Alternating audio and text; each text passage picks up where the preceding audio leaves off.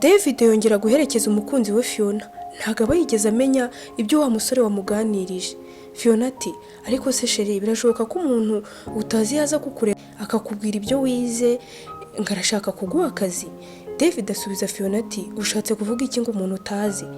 Fiona ati urabona igihe wasohotse ugiye hanze, wa musore wicaye hakurya yacu yahise aza kundeba, niko kumbwira uburyo nzi ibyo nize, arenza ati mfite kampani waza ukambera ko ntabure, ahitamo amafaranga na nimero ze ngo mbitekerezeho.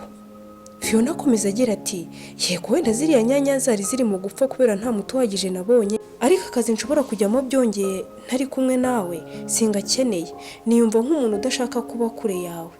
David arahindukira akabaza Fiona ati ese turamutse tugumanye muri iki cyaro ntidushaka imibereho byaba bitumariye iki? Ese wifuza ko abana tuzabyara bakurira muri ubu buzima Fio? Fiona ati David, simvuze ko akazi kadakenewe, ariko nshobora kujya ahantu ntamenyereye njyenyine ugasanga birangoye. Fata nimero ye, yitwa Gustave, uze kumubaza neza aho akorera, kubera wowe wambwiye ko wigeze kugera i Kigali, wenda uramenya aho bakorera. David arijijisha agafata izo nimero, ariko mu by'ukuri abazi byose uko biri kugenda.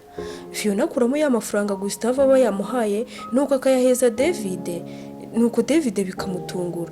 Aribaza ati niki gitumye Fiona akoze ibi? Niko kumubaza ati ko yampaye? Fiona ati fata hayo urakenera, ugura imyenda myiza n'igikapu tuzabashe kujyayo kureba iyo kampani. Ariko se ubundi nzageraho mba hehe kuko numva ibintu bigoye. David na Fiona bakomeza kubiganiro bikarangira bafashe umwanzuro ko bazagenda ku munsi ukurikiyeho, ndetse n'aya mafaranga baguramo ibikoresho bazakenera, ndetse andi bakayakuramo itike. Muri iryo joro David yaganiriye na Gustave, bavugana byose uko bizagenda. David ati ubwo tuzahagera uhita umwemerera akazi, naho nge kugira ngo abakozi batazankeka uzahita ukanyima uvuge ko usigaranye akazi ko gukora mu rugo gusa. Ndabizi Fiona ntago azemera gusigara wenyine, nzaza nkuri wawe. Naho ibijyanye naho Fiona azaba twamaze kubipanga na mama. Uzavuga ko hari umukecuru wo mu muryango wawe wemereye kumucumbikira hanyuma ajya abayo.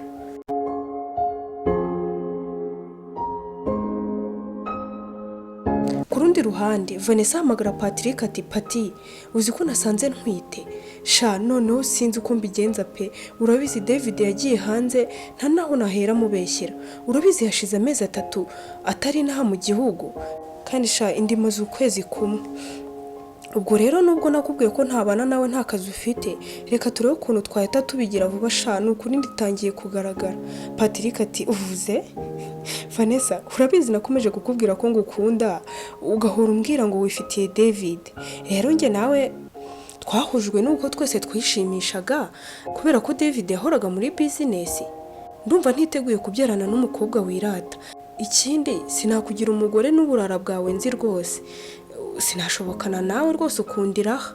Vanessa atangira kurira ati ubwo se koko Patri watinyuka kubinkora? Uzi ko sha nakaga amafaranga David tukayasengera, none niba uri kunkorera sha nukuri mbabara wimpemukira pe.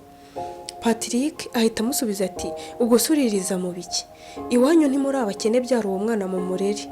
Vanessa n'umujinya mwinshi ati sha Patri sinakemera kubyarana nawe, ndayikuramo rwose agasore k'amafuti gusa he bundi wowe. Mama Vanessa byose aba yabiteze amatwi, ahita atera hejuru ati wibeshye ukuremo Vanessa, byose nabyumvishe. Ese ubwo muko Patrick uwo warutishije David ni muntu ki? Vanessa ahita yikubita hasi akagwa igihumure.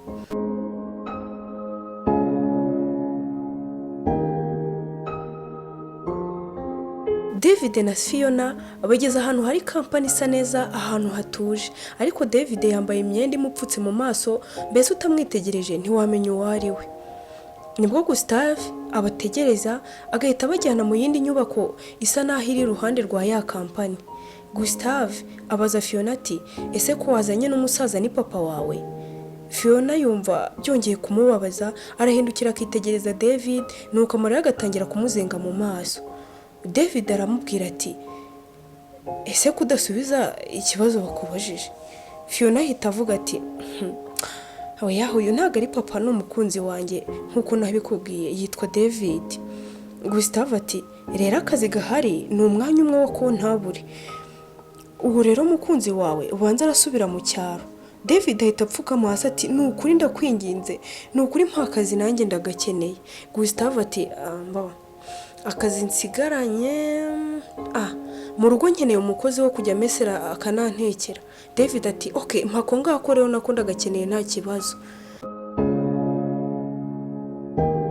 Fiona ahita yongera kwitegereza David ati sheri, icya mbere ni akazi uzagakore neza maze boss wawe ajya ataha asanga wabiteguye.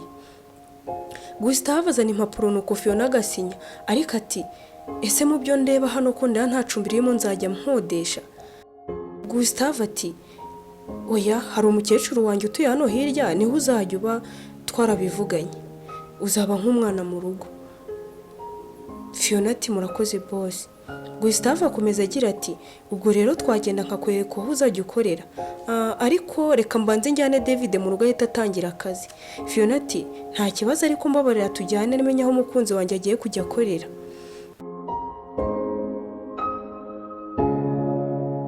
Bagera mu rugo kwa Gustave nuko akabanza kubakira. Mu kujya gusubira ku kazi ngo ajye kwereka Fiona aho azajya akorera habaye igitangaza. Fiona yahobeye David nuko bombi bararira. Fiona ati ndabona ugiye kujya ukorera kure yanjye, ariko ndakwinginze uzakomeze kumbera umwizerwa sheri, uzakomeze ugire ubupfura kandi uzibuke kujya uzigama. Ese uribuka ko wansezeranyije kuzambera umugabo mwiza maze tukazakora natwe tukazagera igihe tukajya twikorera ibyacu?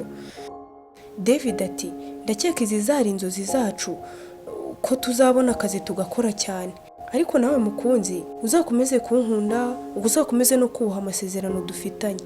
Urabona ugiye gukorera ahantu hahoze ari inzozi zawe, ndakwinginze uziyubahe kandi ntuzigere undutisha abo muzahurira mu kazi.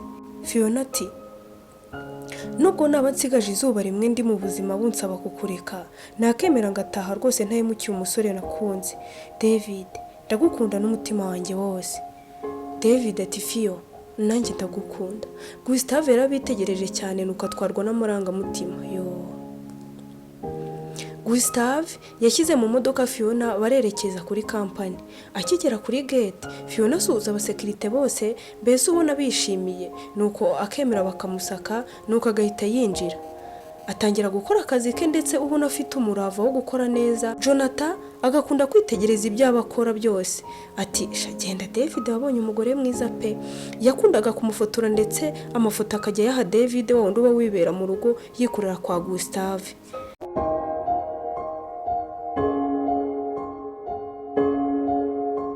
Umunsi umwe Fiona bari ahantu aba mu gitondo, arabyuka agakubura imbuga yose, akoza ibyombo, agakoropa inzu, nuko agafata imyenda ya mukecuru akayifura, nuko agategura ifunguro rya mu gitondo, nuko agakomangira mukecuru ngo aze bafungure.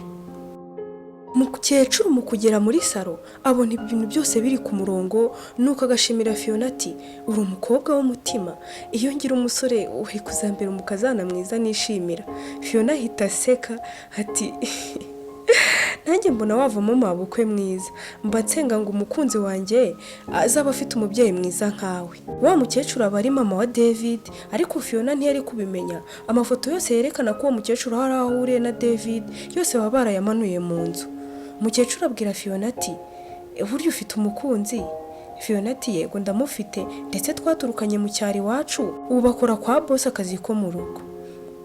Mukecuru aseka Fiona cyane ati ntubwire ko umukunzi wawe akora akazi nk'ako ngako, ubu se muri iriya kampani ukoramo habuze umusore mwiza mwakundana koko? Fiona ati mama ntabwo rukunda umuntu muri mu kigero kimwe cyangwa muhuje akazi cyangwa ukurenze. Urukundo ni igihe ukunda umuntu ntacyo witayeho, mbese ntacyo umukurikiyeho. Umukecuru yumva ayo magambo akumva bimunejeje, ariko akabwira Fiona ati ntuzahore muri ibyo, nubona uwo muhuza ufite ubushobozi uzahita ukunda uwo. Herega urugo rugomba byinshi kandi uracyari muto rwose, uracyafite amahitamo imbere yawe. Bakiri muri ibyo biganiro Gustave azaho nuko agasuhuza mukecuru na Fiona, ariko mukecuru ati ese Gustave ko tugendere n'amahoro? Gustave ati yego n'amahoro nari nje kureba Fiona. Mukecuru ati nuko rwose bana banjye, ubundi se habura iki ngo munyereke ibirori? Ntureba ko rwose nshaje? Rero murashaka kubitinza ngo nzagende ntabonye abuzukuru?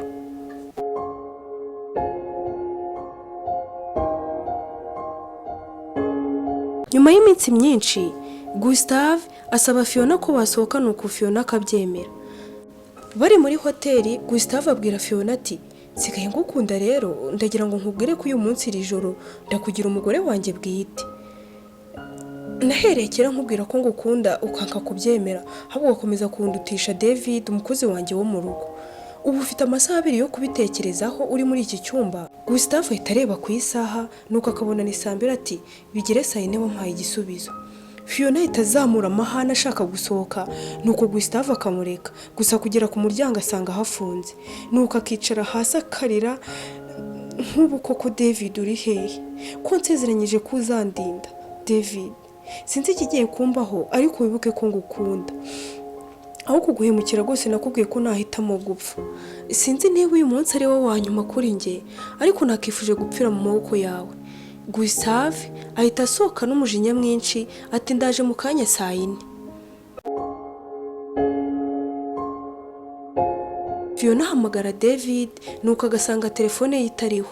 Niko guhamagara umukecuru aramubwira ati mama, ubu ndi mu byago bikomeye, uzi ko Gustave yankingiranye mu cyumba cya hoteli ngo arashaka kungira umugore rwose iri joro. Nukuri mama, mfasha untabare, nkunda David sinshaka kumuhemukira. Mukecuru araseka cyane ati ntiwumva se ahubwo ko amenya ubwenge? Erega Gustave niwe musore ukubereye, naho abo bakozi rwose bo mu rugo bawe nta kigenda. Fiona yumiwe kubera ayo magambo yumvishe, ariko agakomeza kugerageza guhamagara David, ariko ntiyigeze icamo na rimwe telefone ye. Bigeze saa 3 n'igice, Fiona agira ibitotsi kubera aba yarize cyane, nuko agasinzira. Fiona aba yambaye ikanzu y'umutuku ari kuri kampani, nuko David akaza mu modoka nziza yambaye costume nziza, ahita amuhobera, nuko agakuramo impeta, agahita apfukama hasi ati Fiona, will you marry me? Mu gihe Fiona kimanura akaboko ahita akangukira hejuru, nuko akabona Gustave azanye keke n'icyuma cyo kuyikata. Fiona yibaza impamvu yari muri izo nzozi, gusa bigatuma akomeza kwikomeza. Fiona ahita ahaguruka akagira ubwoba. Gustave azenguruka imbere n'inyuma ya Fiona ati mbega umukobwa mwiza we, iri joro mbaye umugabo. Fiona ahita yongera guhamagara David, nuko akumva telefone ntiriho. Ahamagara mukecuru ati sinigeze nkunda Gustave, ngiye nkunda David, ariko ndabona ngiye gupfa. Sinakemera kuba umugore wa Gustave. Aho mukecuru aba ari kumwe na David iryo joro. Gusa David aba yarize cyane, ari kujya abwira mama we ati ubu koko ibi ntibihagije, kuki nakomeza kwibabariza umukunzi? Mama, reba ukuntu Fiona ari mu gahinda, ese ubu namenya ko ari njye wihishe inyuma y'ibi bintu byose koko azemera kumbabarira? Mama, turekera aho ndakwinginze, nukuri ndumva mfite ubwoba. Byose baba babireba kuri kamera. Gustave ahereza Fiona ya keke ati ngaho kati keke ubundi twishimira uyu munsi. Fiona yafashe icyuma, aho gukata keke ahita kitera mu nda, maze Gustave akagira ubwoba, ahita ahamagara mama wa David ati ubu nicyo gihe. David we ati Yesu we, mbega ibintu bibi, ubu se ubu koko Gustave yajyana icyuma cyanya cyo Fiona ntaba yiyahuye?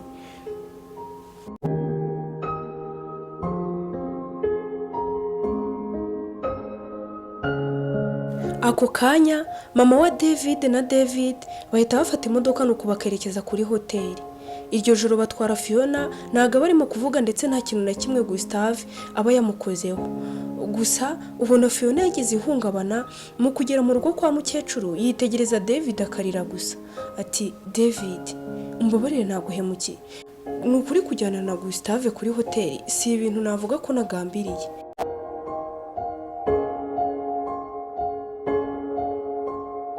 Ubwo iryo joro bicaye muri salon, nuko mukecuru ashimira Fiona uburyo yamubereye umukobwa w'umutima. Ati Fiona, umbabarire biriya byose nabikoze kugira ngo menye neza ko ukunda David. David yongeraho ati ubu ugiye gusobanukirwa umukunzi wawe.